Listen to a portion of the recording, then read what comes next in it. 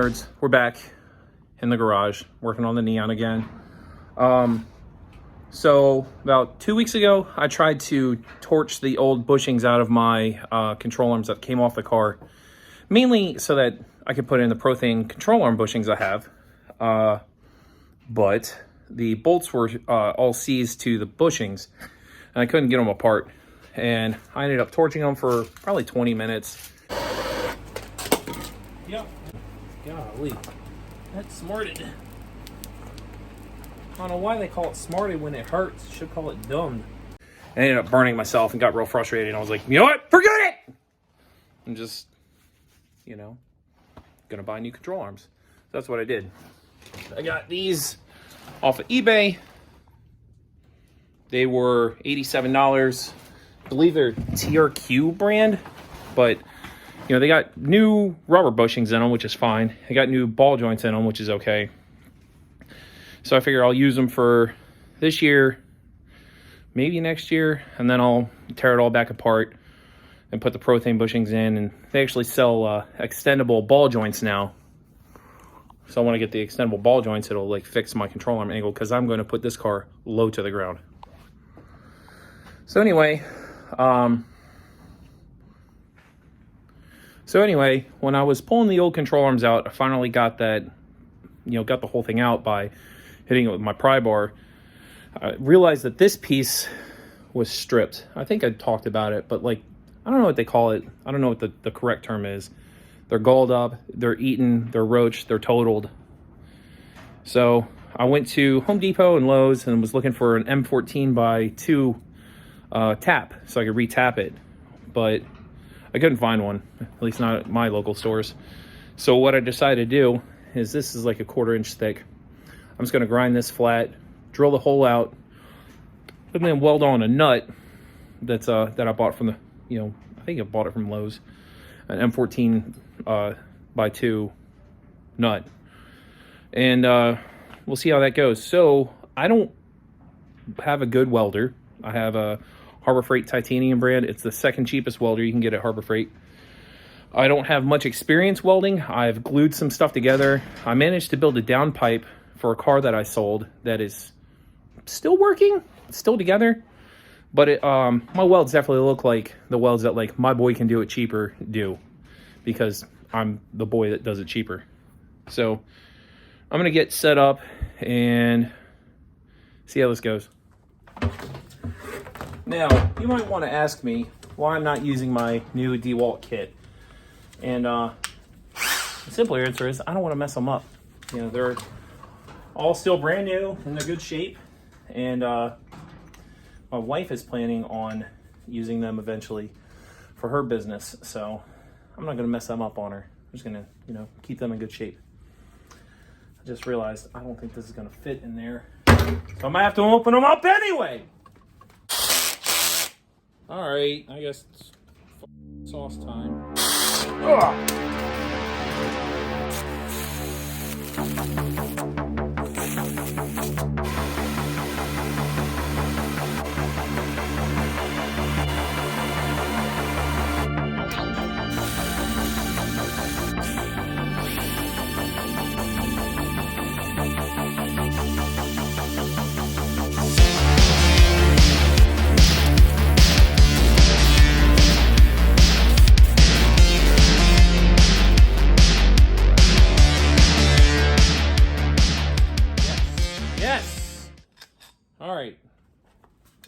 That took me a lot longer than I wanted it to. I'm going to be dead honest. That took me, holy crap. This is a difficult substance to deal with. So instead of trying to cut this flat, I'm just going to grind this side down and then place it back in there. So let's get started on that.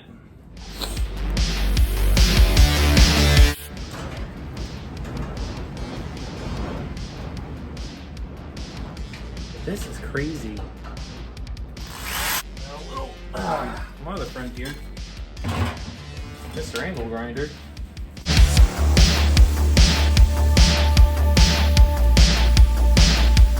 Alright, so what I've done is I stacked up another wheel, 2 brake rotors, and I got my clamp holding it on, and then my ground for the welder on there. That should do it. Got out my wire, put it off. I'm ready to go. Never welded a nut to a plate. Now the nut's pretty good size, the plate's decent size, so I turn the wire speed up a little, turn the amps down a little. I'm just gonna tack it and see where that puts me. Let's see what this does.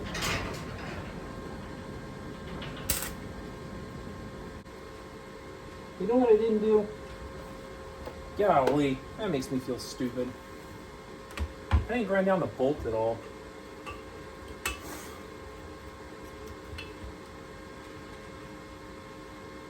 And now it's stuck. Oh, well, it was stuck. Alrighty, I ground it down. You can see, you know, where I had tacked it before. So let's see if this does any better.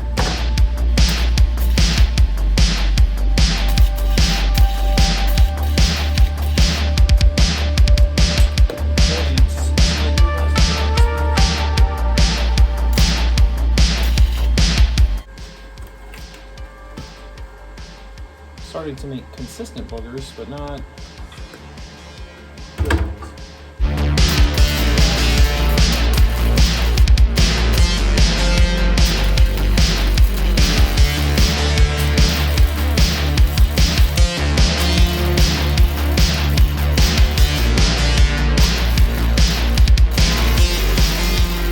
So here, this is what it looks like now.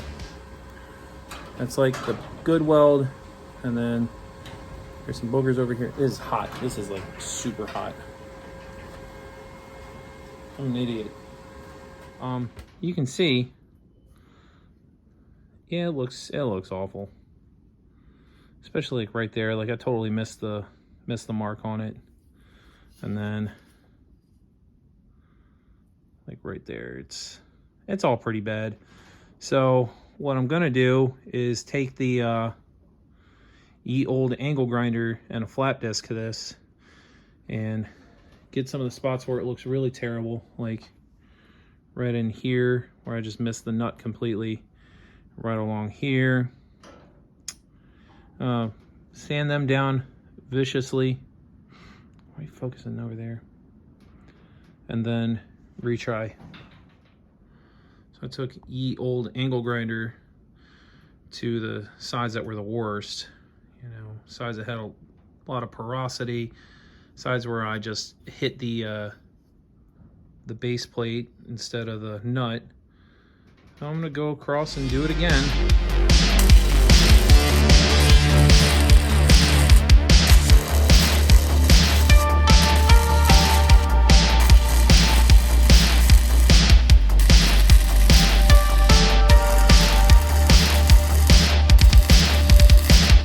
I don't think that's going anywhere. It's ugly, but come on, focus, bro. You can see a couple spots where I just missed the mark entirely. But at this point, I feel like it's not going anywhere. I'm gonna grind it up and then spritz some stuff on it.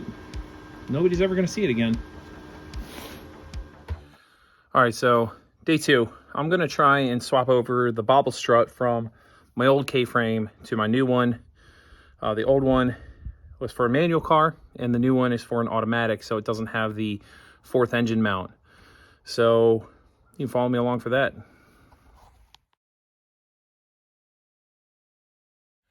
All right, so from the top, from the front, we can just measure it out to the edge. From the center of this hole out to here is 4 and what is that? 4 5/8. And from this way, from the center of that hole out to there is 8.5 to 8 9/16. Somewhere right in the middle there. 1 15/16.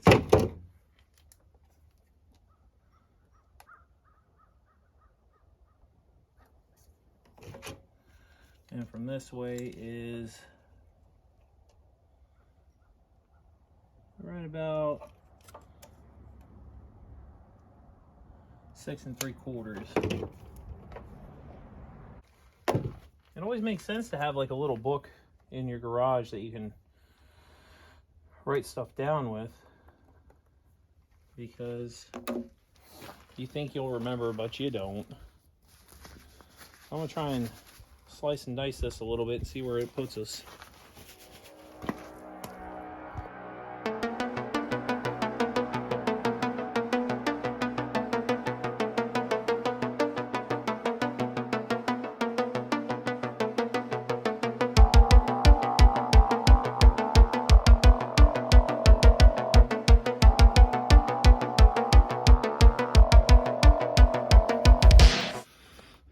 I just about got all of it out of that one, didn't I? I'm gonna switch over to a flat disc and see if I can grind this up some. I've cut them up pretty much all of the old K-frame away. There's just a couple pieces. I'm gonna start hitting it with a flat disc and start forming it to the shape of the new K-frame.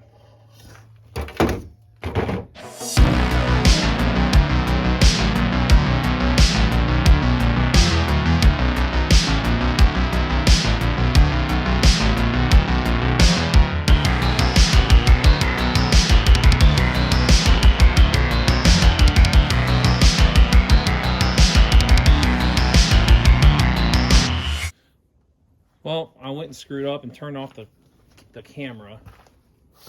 But right here, that puts me at 4 5/8 there. The other one would be, well, it's 8 1/4 from the side. That's 6 3/4, so I measured it wrong before. And then this way is, what was that one? Oh, well, this is also going to be a lot shorter. So I guess as long as the forward measurement is correct, that's all that really matters. 4 5/8.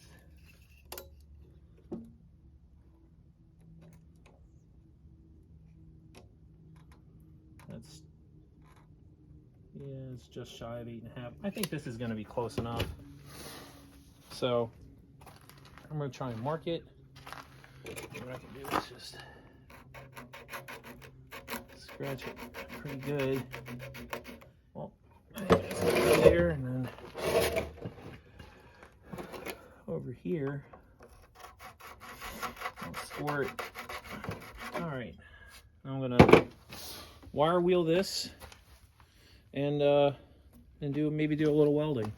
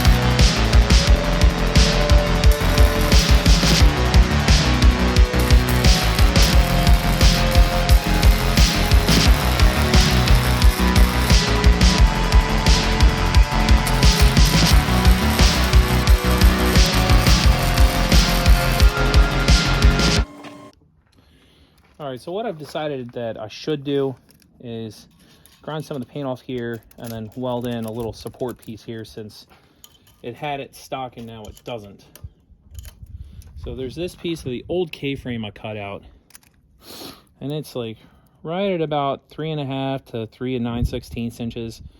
So I'm going to cut this one off at 1 3/4 of an inch. Should be about halfway, and I'll have enough for both sides. Now I'm going to shape it with the old Mr. Angle grinder.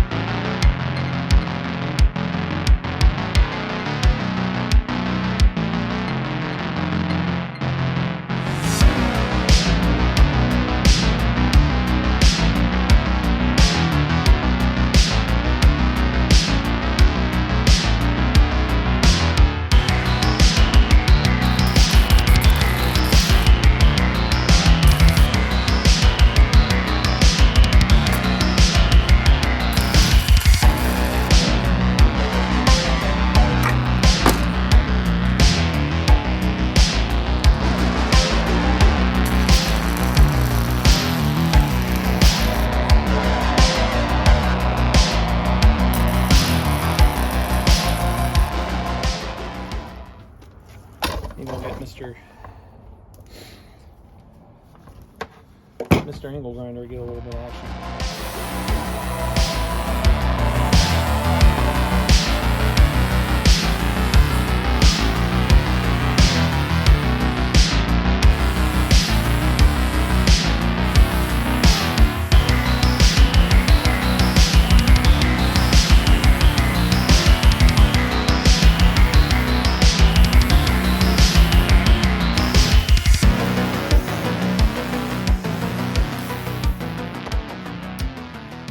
So that's what it ended up looking like. It's not amazing, you know. I could probably do better. I definitely need more practice welding, but it's a start. You know, I got it boogered together. It's not a structural piece. If it snaps off the K-frame somehow, it's just gonna let the engine flop around a little bit more. It's not really anything too scary. So I think tomorrow, which is Monday's President's Day, I'm gonna practice a little bit on my old K-frame just to get better. I want to be better at it. You know, I posted on Facebook about it and got a bunch of feedback from some of my friends. They said it needs more heat. The welds are very cold. So I'm gonna give it a shot tomorrow. I might, you know, booger on this some more, but it's gonna go in the car. I might, if I get time, I'm gonna start that tomorrow. I'd like to get it together and back on its wheels this week, and then I could start focusing on getting the engine together, and that's going to be a debacle. But you know, thanks for watching, thanks for sticking around. Like, share, and subscribe if you want to. I hate saying it, but it works.